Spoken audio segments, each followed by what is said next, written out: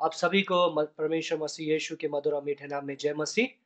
हम लोग इस वीडियो में देख रहे हैं दूसरे खेत के बारे में, जो है सुसमाचार सुनाना। सुसमाचार किस प्रकार से सुनाया जाए, उसके हमने दो माध्यम के बारे में चर्चा की थी। उसमें से एक माध्यम है मेरी कहानी या अपनी गवाही को प्रस्तुत करना, और दूसरा माध्यम है परमेश्वर की कहानी या परमेश्वर को सुसमाचार को प्रस्तुत करना। परमेश्वर के सुसमाचार को प्रस्तुत करने के लिए हम हाथ की विधि का उपयोग करने वाले हैं। इस हाथ के द्वारा हम लोग परमेश्वर का सुसमाचार कैसे बांटना है उसको देखने वाले हैं। आप गौर से इसको देखिए और इसके पश्चात आपको इसका प्रयत्न करने के लिए टाइम मिलेगा। ये परमेश्वर है, मान लीजिए ये परमेश्वर है और परमेश्वर ने सारी सृष्टि की। परमेश्वर ने संसार में जितनी बातें दिख रही है वो सब कुछ बनाया, और परमेश्वर ने मनुष्य को भी बनाया। परमेश्वर ने मनुष्य को अपने स्वरूप में बनाया। परमेश्वर मनुष्य से प्रेम करता था, और परमेश्वर और मनुष्य एक साथ एक संबंध में थे, जो प्रेम का संबंध था, जो जो दया का संबंध था, जिसमें परमेश्वर की शांति और परमेश्वर की संपूर्णता था। लेकिन परमेश्वर ने मनुष्य को एक आज्ञा दी, और मनुष्य ने उस आज्ञा का उल्लंघन किया और वह पाप बना, और परमेश्वर से मनुष्य अलग हो गया।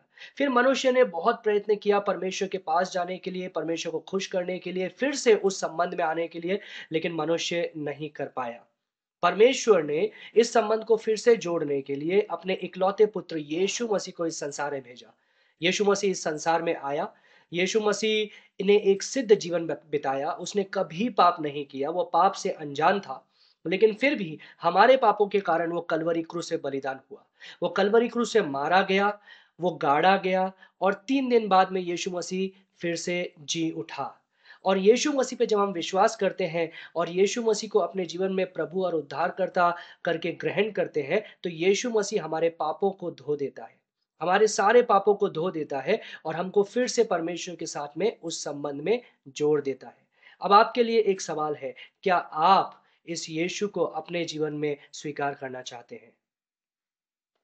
और ये जो हम लोगों ने देखा है हाथ का माध्यम, इस हाथ के माध्यम को कम से कम 3 लोगों के साथ में बताइए, 3 लोगों के साथ में अभ्यास कीजिए, और उसके पश्चात इसको जा कर के अन्य विश्वासियों को भी बताइए। परमेश्वर आपको आशीष दे।